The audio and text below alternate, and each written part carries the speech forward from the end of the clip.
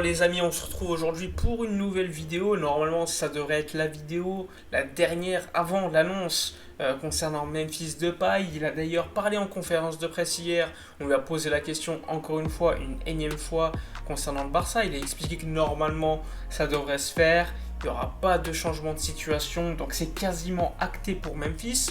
Sachant que Ronald Koeman, quelques heures plus tard, a confirmé à un journal néerlandais que les paroles de Memphis étaient bien véritables, que c'était quasiment acté, que c'était plus qu'une question de temps, et qu'en ce moment il y a une vérification des contrats par les avocats des deux parties, donc du Barça ainsi que de Memphis Depay.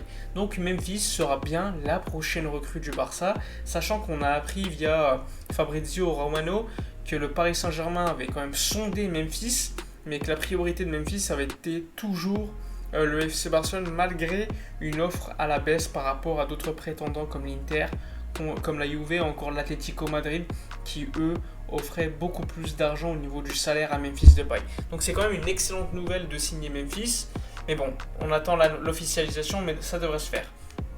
Aujourd'hui, c'est le jour du coach du Barça B. Vous le savez, Garcia Pimienta a été limogé. On attendait quand même une reconstruction au niveau du Barça, au niveau de la Masia, c'est fait, et également du Barça B. Donc avec l'arrivée de Barjuan qui va remplacer Garcia Pimienta et qui devrait être accompagné de Victor Valdés, soit pour coacher les gardiens de l'équipe B, soit pour être l'assistant du coach du Barça B.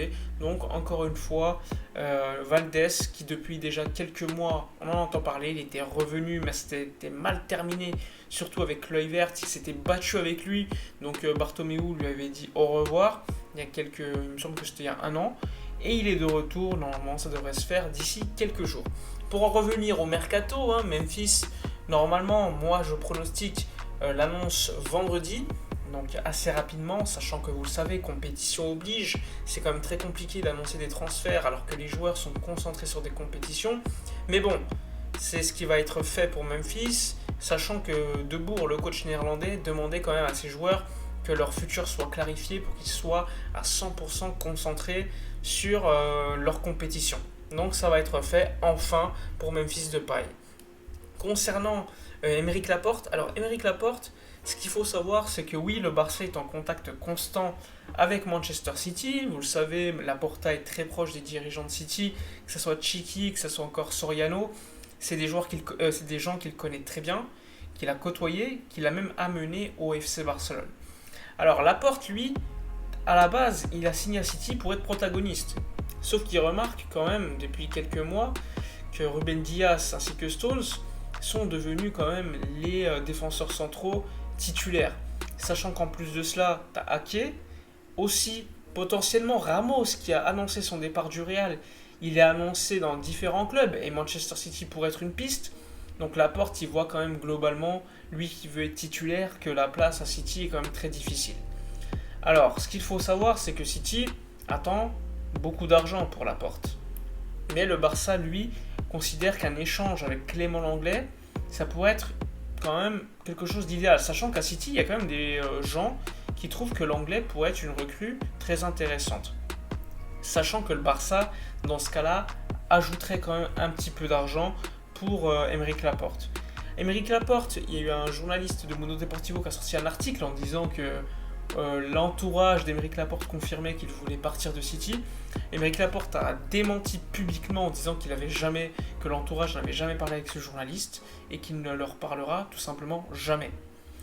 Donc, d'une certaine manière, on se dit, bon, peut-être qu'il dément les rumeurs Barça-City, mais en réalité, tu as d'autres journalistes comme Oriol Domenech, et même en Angleterre, des journalistes très proches de City qui confirment quand même les discussions et l'intérêt de Laporte pour signer au Barça. Parce que le Barça, c'est d'une certaine manière un club qu'il connaît bien. Il a côtoyé en Liga lorsqu'il joue à Bilbao.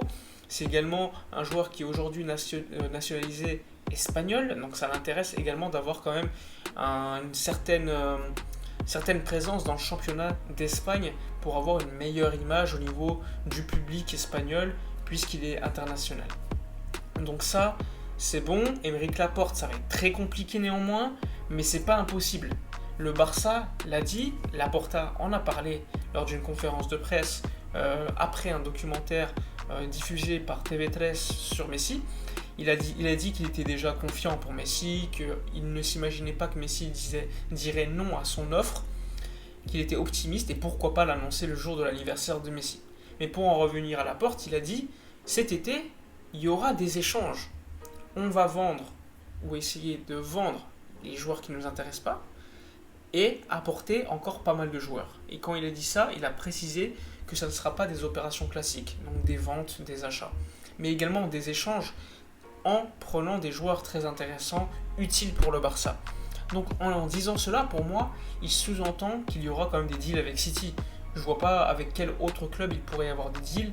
Peut-être la Juve et peut-être le Milan. Mais franchement, j'imagine pas le Barça faire un deal, un échange avec le Milan AC, par exemple pour Firpo. Nous, on attend des joueurs importants qui partiraient. Je pense à Sergi Roberto, par exemple.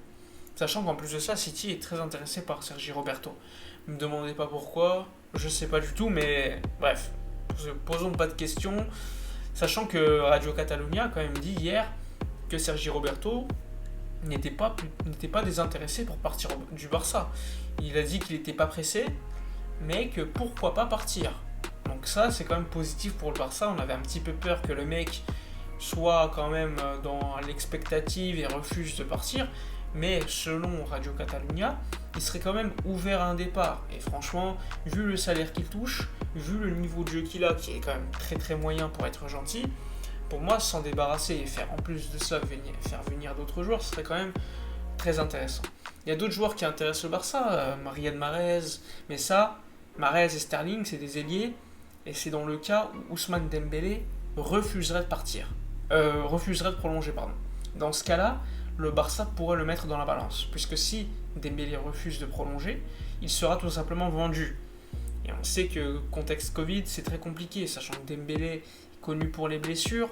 Donc City est très intéressé par Dembélé, et il pourrait y avoir des échanges. Sachant qu'il y a également Bernardo Silva, qui encore une fois, la presse anglaise a confirmé qu'il était très intéressé pour partir, et que Pep Guardiola ne serait pas contre le lâcher, et qu'il en attendrait aux alentours de 60 millions d'euros, sauf si échange. Dans ce cas-là, ça serait quand même pas impossible de voir un échange. Il y a d'autres clubs qui sont intéressés, notamment l'Atlético Madrid. Donc City, Barça, ça va être quand même très actif cet été, sachant qu'on l'a vu, il y aura un match amical cet été entre City et le Barça mi-août. Pour les bénéfices, évidemment, iront au profit d'une association pour Juan Carlos Unzué, l'ancien assistant de Luis Enrique qui est aujourd'hui malade. Donc c'est pour soutenir la fondation contre la maladie que je vous mets à l'image, vous le voyez. Ça fait quand même un peu de peine de le voir comme ça. C'est un peu triste, sachant qu'on l'a vu quand même en pleine forme. Et espérons, j'ai vu quelques articles qui disaient que bon, son espérance de vie a quand même énormément baissé. Espérons qu'il vive le plus longtemps. Et c'est quand même triste de voir un homme qu'on a pu quand même suivre avec Luis Enrique tous les week-ends être dans cet état. Donc énormément de soutien pour lui et espérons quand même qu'il vive un peu mieux. Enfin bref, la vidéo est terminée. Je suis pas revenu sur la présentation du nouveau maillot, mais bon, je vous la mets à l'image. Le nouveau maillot, c'est pas top, hein. Surtout pour moi c'est le short en fait qui est très problématique, on dirait des clowns. Mais bon, on a quand même l'habitude. Espérons que l'année prochaine, on ait des meilleurs maillots, sachant que normalement les socios auraient cette fois-ci beaucoup plus de pouvoir pour choisir les maillots. Enfin bref, j'espère que la vidéo vous aura plu. N'oubliez pas de liker, commenter, partager, abonnez-vous à la chaîne, c'est super important. Moi je vous dis à la prochaine et d'ici là, comme d'habitude, portez-vous bien.